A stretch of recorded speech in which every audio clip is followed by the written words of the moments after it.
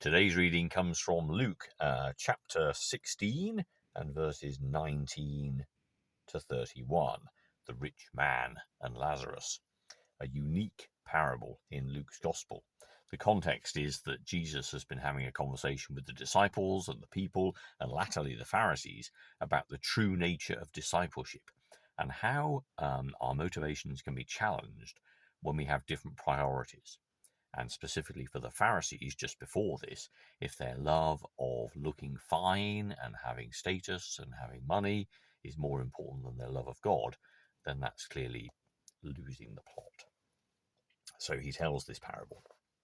There was once a rich man who dressed in the most expensive clothes and lived in great luxury every day.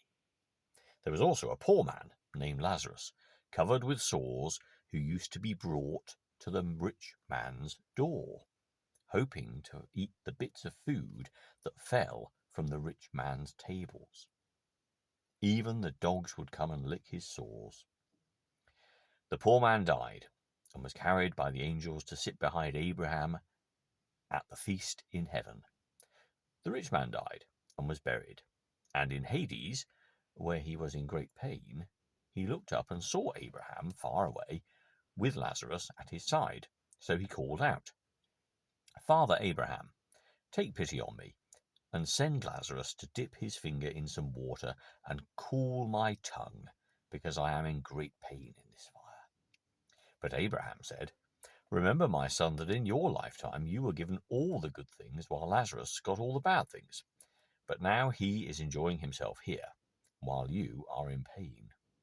Besides all that, there is a deep pit lying between us, so that those who want to cross over from here to you cannot do so, nor can anyone cross to us from where you are."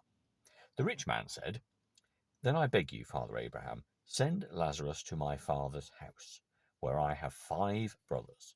Let him go and warn them, so that they may at least not come to this place of pain."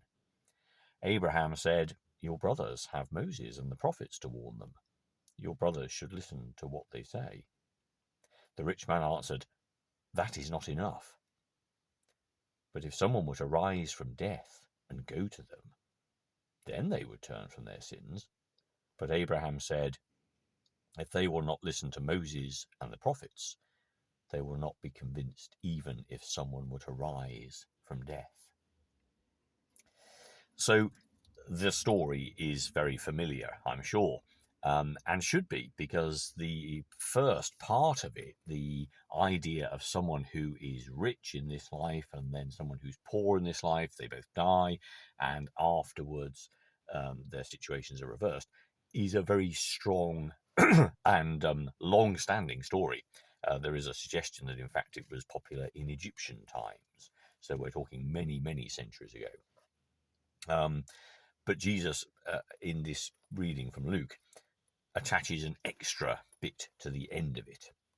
But it's a wonderfully told story, and Luke uses all his marvelous imagery,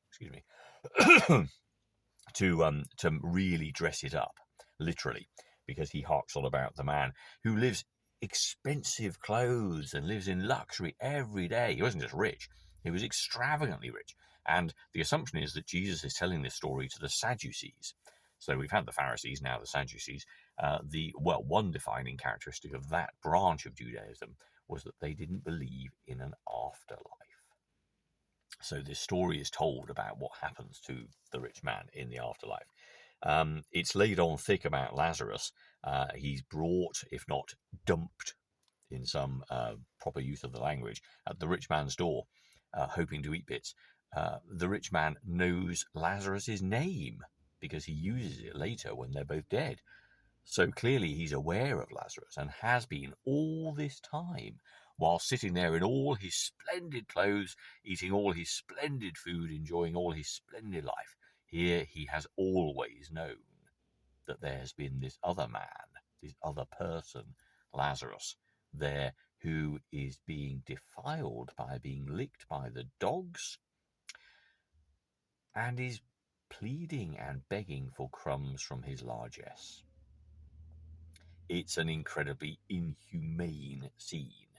The issue, though, is not so much about who has and who hasn't, but more about, again, one's attitudes to things, because the rich man devotes his entire life to what he wants to do. It's very much like the parable of the rich man that we've had so recently in Luke's Gospel, who asked the question, what shall I do with all my crops? What shall I do with all my riches? As if this is the way that life is meant to be, that you're bestowed with these great things, and it's your right and your duty to simply use them and have tremendous fun and ignore everybody else, which is the key point here, of course. So he knows Lazarus, calls out to him, and he has the temerity, even in death, to expect Abraham to treat Lazarus in the same way that he had, as some kind of lackey who could just be told what to do. Get him to put water on my tongue. Get him to go to my brothers, because then they'll hear.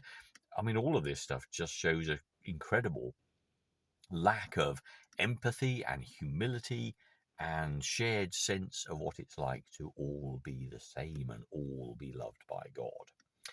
And then, of course, the part that is added to that, this popular and long-standing parable, is the one where he says to go and tell his brothers so that they may be spared. And I love this part when, of course, Abraham says, well, they've got all the demonstration they need. I mean, there's the law and the prophets. And again, talking to Sadducees, you know all this stuff. You know what the implications are. You know, the words of the great commandment to love the Lord your God with all your heart, your mind, your soul, and your strength, and to love your neighbor as yourself, come from Old Testament books, Deuteronomy and Leviticus. So it's not news. It was all there. And, you know, people really should have kind of got to grips with it way back when. And he says, well, you've got all this stuff. But the rich man says, that is not enough, Father Abraham. And isn't that so interesting? Because what would it take?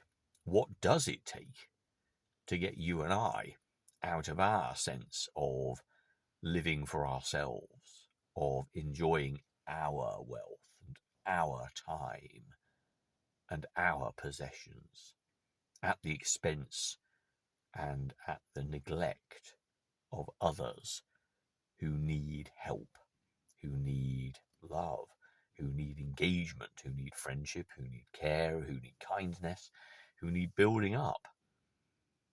Those who have less than we do. And we may know their names, and we may see them regularly, but still they persist in their poverty while we do not.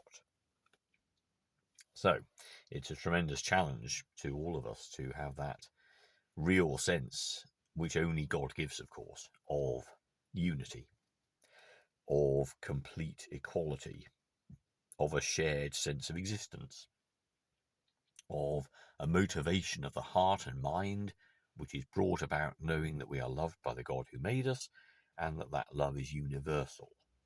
Nobody should be suffering like this. Nobody should be in that much want and pain in this life. And it is for all of us who have anything to give, regardless of whether that's money, but more importantly, it'll be our time and our motivation and our actions. There's a calling, of course, to respond and to do things with that love, to share it with everyone. Because, of course, we realize a truth which the rich man did not, that actually none of this is ours. Everything, every waking breath is entrusted to us by God. And the simple question that confronts us every second of every waking day is, what are we going to do with it? Is it just for us, or is it for other people? How do we spend our time on this earth? For Christians, it is to learn to walk more closely with the God who made them and the God who loves them. It is to worship God in action and in deed, and in an extravagant outpouring of love, which is a very poor reflection of the amazing grace that has come and found us all and gives us such incredible joy.